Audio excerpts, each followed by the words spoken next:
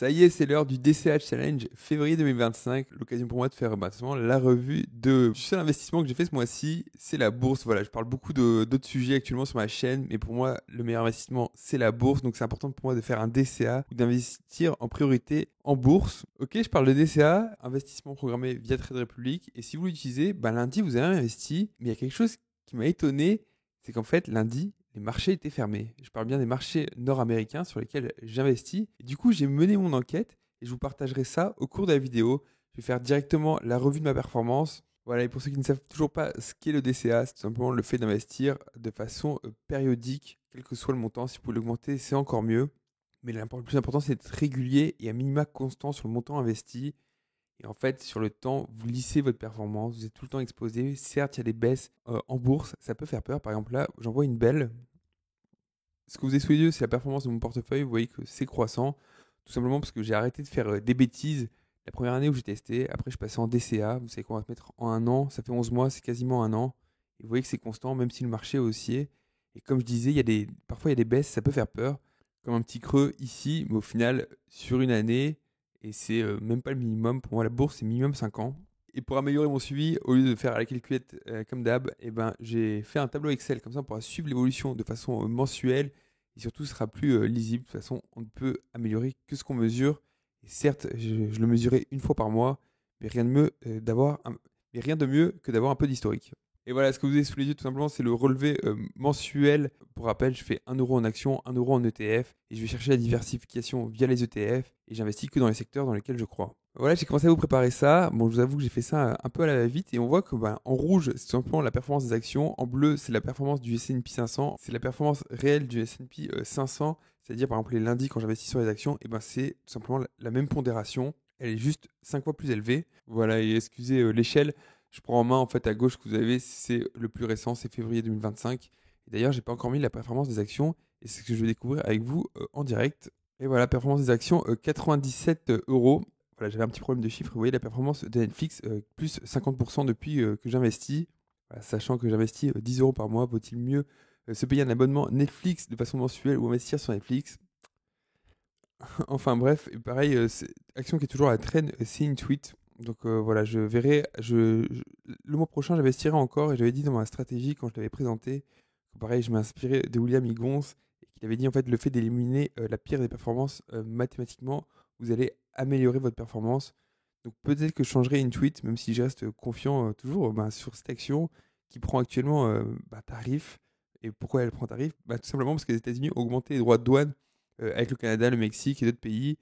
Et ça, en fait, c'est les PME américaines qui en souffrent le plus. Et Intuit, c'est une boîte qui fait entre autres de la comptabilité pour toutes ces boîtes et du suivi de crédit. Enfin bref, j'en parlerai une autre fois. En tout cas, content de voir que l'écart se creuse après, c'est pour faire le malin. Moi, j'investis surtout en bourse, tout simplement pour se protéger de l'inflation. Et aussi, j'estime qu'à long terme, je suis incapable de battre le S&P 500. Mais voilà, je vous parle des DCA, mais lundi, du coup, vous avez sûrement investi via Trade Republic. Je pense que c'est vraiment le meilleur courtier quand on a un petit budget comme moi. Mais en fait, lundi, il s'est passé quelque chose. Voilà, petit souci d'enregistrement, donc je vais vous représenter l'étude. J'espère que je vais pas sauter les étapes. Mais bon, je vais faire ça vite. Et bien sûr, si ce genre de contenu vous plaît, n'hésitez pas à liker, à vous abonner. Et si vous voulez discuter directement des résultats de l'étude avec moi, vous pouvez rejoindre mon canal Telegram qui est en bas dans la description. Alors, comment se présente l'étude? C'est très simple. J'ai pris en fait tous les ordres d'exécution, les PDF que vous avez dans l'application. Voilà, l'occasion pour moi de vous rappeler en fait que voilà, il y a un ETF et 5 actions. Il y a les codes d'ISIN si vous voulez vérifier par vous-même. La date, c'est la même, ça ne change pas, c'est un investissement programmé donc sur un jour. Montant et quantité, je les ai notés, mais ça n'a pas d'impact. Mais court moyen, voilà, ça c'est important. Donc que vous achetiez l'ordre d'exécution, surtout quand il est faible comme moi pour des fractions d'actions, il n'a pas trop d'impact. Et surtout qu'on le verra après, très appliqué, en fait, fait des grosses commandes, des commandes groupées. Donc à combien j'ai acheté par exemple l'ETF S&P 500? Je l'ai acheté à 620,3 €. Netflix, je l'ai acheté pour 1000 euros 15 et 60 centimes. Bien sûr, Netflix est coté aux États-Unis, donc on verra après pour la conversion. Amazon, je l'ai acheté pour 219,15 €, et ainsi de suite. Et donc, du coup, pour avoir le cours en local, entre guillemets, donc de euro vers euro, donc c'est le cas S&P 500, ça ne change pas, c'est du 1 pour 1, donc voilà, ça reste 620,3. Mais par exemple, le cours euro-dollar était de 1,05 lundi 17 février 2025 Comment je l'ai trouvé? Je l'ai trouvé sur Yahoo Finance, donc vous pouvez aller voir par vous-même. Quand j'achète du Netflix à 1015,60 €, en fait, le cours en dollars, et je l'ai calculé comme ça, est à 1066,38 $. Alors, le S&P 500, je vais pas m'attarder dessus, mais je voudrais juste partager avec vous les cours de bourse, parce que j'étais étonné, voilà. On va se le dire, c'est mon ETF préféré, accumulatif, par réplication, c'est-à-dire que ce n'est pas du synthétique. Très faible frais, 0,07%. Donc en fait, l'ETF, la part d'ETF, elle possède vraiment les actions qui sont derrière, du Microsoft, du Apple, Tesla, tout ce que vous voulez, enfin, toutes les boîtes du S&P 500. Mais si l'indice était férié, pour moi, dans ma tête, la courbe allait être constante, ou du moins suivre la courbe de l'euro-dollar. Et en fait, non, pas du tout. Il y a eu des fluctuations, voilà. On est le 17,2. Donc déjà, ça m'a étonné. Si vous avez la réponse, je n'ai pas trouvé d'explication. À part me dire que c'était les dividendes qui étaient versés ce jour-ci qui étaient reçus, parce que certes, la bourse de marché peut être fermée, mais si lundi il y a des dividendes, vous pouvez les toucher. Et bien sûr, avec la fluctuation euro-dollar en heure ou à l'instant T. Mais bon, je n'arrive pas à comprendre pourquoi ça fluctue alors que c'est fermé. Et pareil, je peux prendre le cas d'Accenture, boîte dont le siège social est en Irlande, mais côté en Asie. Mais du coup, combien vaut son action? Et bien, ce qu'elle est côté en Asie, et si c'est fermé, c'est fermé. Après, on sait qu'il y a des jeux d'anticipation. Je pense notamment à DeepSeek. Voilà, cette dernière chute qui a eu lieu un week-end. Il y a une rumeur qui s'est propagée. Et lundi matin, à l'ouverture, le cours a baissé. Ok, pourquoi pas en anticipation. Mais je ne savais pas que l'ETF l'anticipait aussi. Voilà, et on va aller voir rapidement Netflix, voir si elle était cotée lundi 17 février. Voilà, on va se mettre sur 5 jours et on voit très bien, en fait, elle a été cotée le 14 février, vendredi soir. Est-ce qu'il y avait de la spéculation parce que ça allait être Netflix and chill tout le week-end? Je ne sais pas. Et après, hop, ça a chuté. Et en fait, c'était le 18-2, donc c'était mardi matin à l'ouverture. Donc voilà, les actions américaines n'étaient pas cotées, elles n'avaient pas de cotation. Mais le TF, oui, enfin qu'importe. Donc du coup, comment j'ai fait la méthodologie? Eh ben, je suis allé sur Yahoo Finance. Parce que sur Yahoo Finance, vous avez toutes les datas. Et par exemple, vous voyez le 18 février, à l'ouverture, open, ben, Netflix était coté à 1060 $ et ça avait clôturé à 1064. Hop, et les 1060 $, c'est ce que vous retrouvez là. J'ai pris tout simplement le max journalier parce qu'en fait, la valeur la plus haute, c'est là où votre spread est plus important. Donc, c'est le cas le plus désavantageux pour Trade Republic. Et du coup, j'arrive au spread. Et comment est calculé le spread? Et ben, c'est très simple. Bah, tout simplement, vous avez le cours qui vous était facturé. Par exemple, 1066. J'ai fait moins 1060, le cours d'ouverture, divisé par 1066 en pourcentage, ça fait 0,60%. Et pareil pour le l'ETF du S&P 500, je l'ai acheté à 620 euros et 30 centimes, alors que le max était de 620,25 centimes. Donc voilà, 5 centimes de différence. Mais sur une grosse part comme ça, en fait, ça représente qu'un spread de 0,01%, soit pas grand-chose, hein. Donc voilà, les fluctuations sur une journée peuvent être très importantes. Et en fait, qu'importe, le mieux serait peut-être plutôt d'augmenter ses revenus pour investir plus que de râler sur des centimes. Ouais, et ce spread qui est en rouge, qui est autour des 0,60%, autant pour moi, en fait, c'est assez important, hein. Pour vous donner une ordre d'idée, vous enlevez 1% lié à des frais à une performance quelconque. En fait, vous divisez quasiment par deux votre performance sur du long terme, 20 ans. Voilà, et il y a 3 actions qui ont subi tout simplement ce gros spread de 0,60%. C'est Netflix, Amazon et S&P Global. Au début, je pensais que plus c'était gros, plus le spread était petit, mais en fait, non, c'est contredit par exemple par Intuit. Intuit, qui est la plus petite capitalisation que j'ai en portefeuille. En fait, c'est elle qui a eu 0,15%, donc c'est-à-dire le spread le plus petit. Et pour le cas de Google, en fait, quand le spread est négatif, c'est-à-dire que là, vous êtes gagnant. Et comment expliquer ça? En fait, tout simplement parce que Trade Republic, ce n'est pas eux qui passent les ordres directement à l'Euronext ou en Asie ou autre. Ils passent par une banque, alors j'ai plus le nom, c'est... si vous utilisez Trade Republic, vous allez sur l'application, vous téléchargez le PDF de l'ordre exécuté et vous avez tout simplement l'intermédiaire, et je crois que c'est BFX ou quelque chose comme ça.